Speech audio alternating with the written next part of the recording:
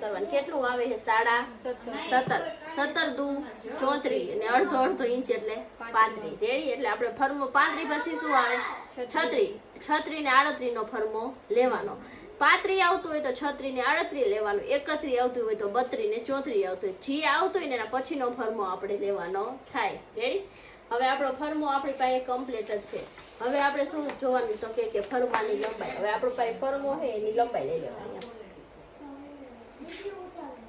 કેટલી છે 14 ની લંબાઈ છે અને આને આપણે બ્લાઉઝમાં જોઈ લેવાની આની લંબાઈ કેટલી છે આની લંબાઈ કેટલી છે 15 લેવાની કેટલી 16 કેમ લેવાની અહીંયા શોલ્ડરમાં જાય અને જે અહીંયા સિલાઈમાં માર્જિન જાય રેડી 16 ની લેવાની આમાં કેટલી છે 14 ની આ ફરમા પ્રમાણે આપણે જો કરી તો આપણું બ્લાઉઝ 2 ઇંચ કેટલું થાય ટૂંકું થાય રેડી કારણ કે આમાં કેટલું છે 14 નું છે ને આપણે કેટલી લેવાની 16 ની લંબાઈ લેવાની તો હન પહેલા આપણે 16 ની લંબાઈ લઈ લેવાની રેડી 16 ની લંબાઈ લઈ લીધી પછી સ્કેલ થી આપણે દોરી નાખ્યું પછી શું કરવાનું તો કે છે ફરમો આવી રીતના રાખી દેવાનો રેડી ફરમો રાખીને પછી આપણે આ બધું આવી રીતના દોરી નાખવાનું દોરી નાખ્યું પછી અહીંયા આપણે આમ ચોકથી ગળાનું નિશાન કરી દેવાનું કરી દીધું પછી શું કરવાનું તો કહે છે અહીંયા જેટલું આપણે પાછળનું ગળું લેવું હોય એનું પહેલા આપણા બ્લાઉઝમાં માપ જોઈ લેવાનું તો કહે છે આપણા પાછળનું ગળાનું માપ આવી રીતના લેવાનું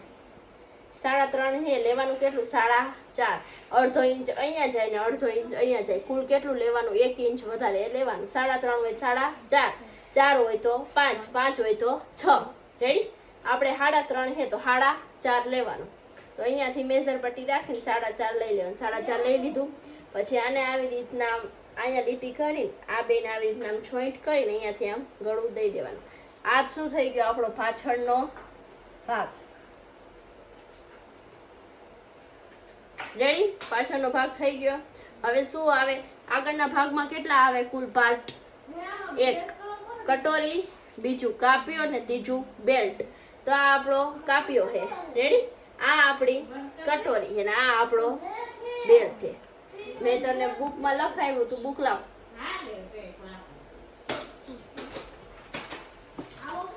આમાં જો આપણે દોરેલું છે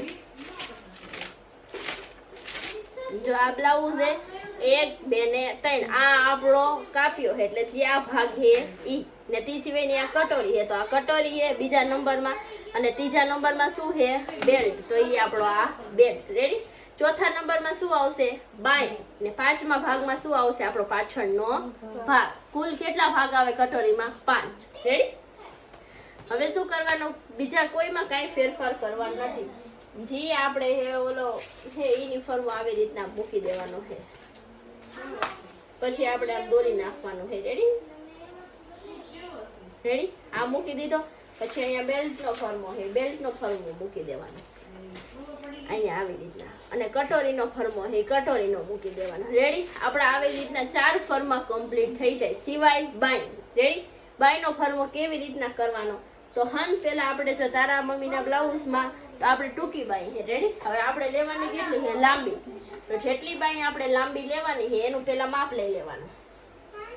આવી રીતના મેજર પટ્ટી રાખીને કેટલું આવે છે 12 આવે છે મેજર પટ્ટી સીધે સીધું માપ લઈ લેવાનું માપ લઈને પછી શું કર્યું તો કે જાને આવી રીતના આમ વાળી દેવાનું વાળીને અહીંયા કેટલા ઇંચ દેવાનું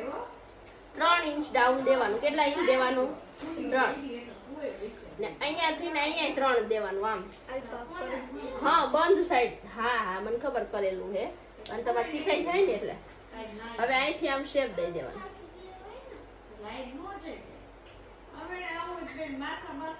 રેડી દઈ દીધો શેપ અહીંયા 3 દેવાનું અહીંયા 3 દેવાનું ખાલી આમ નોર્મલી એ આકારનો શેપ દઈ દેવાનો હવે આપણને ખબર કેવા પડે કે આટલો આપણે આમ બાઈ ગાળો છે તો આટલી બાઈ જ લેવાની તો એ સમજાઈ દો જો આને આપણે આમ ખોલી લેવાનું પછી જે આપણો આ બાઈ ગાળાનો શેપ છે ને પાછળના ભાગનો આ રેડી એને આપણે માપી લેવાનું આમ અહીંયાથી આમ કેટલું આવે છે 9.5 જ્યાં લીટી આવે અહીંયા શું થઈ જાય પૂરું થઈ જાય રેડી આપણે એટલે કેટલું આવ્યું 9.5 હવે આને આવી રીતના બંધ કરી દેવાનું અને અહીંયાથી અહીંયા માપ લેવાનું 9.5 આવે છે ક્રોસ જોઈ લેવાનું આવી રીતના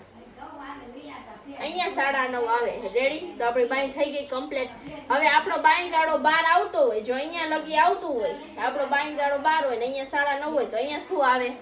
હાંધા આવે. શું આવે? હાંધા. ફરજિયાત આપણે હાંધા કરવા પડે. રેડી? અને ઓછો હોય તો કઈ પ્રોબ્લેમ નથી, તો અહીંયાથી આમ કટિંગ થઈ જાય. વધારે હોય તો આપણે શું કરી નાખવાનું? હાંધા. રેડી? પ્લસ હોય કે આ 9:30 થી વધારે હોય, 11 છે 12 છે, તો અહીંયા શું આવે? હાંધા. અને 9:30 થી ઓછું હોય 8, તો અહીંથી શું થઈ જાય? કટિંગ થઈ જાય. રેડી? સમજાઈ ગયું?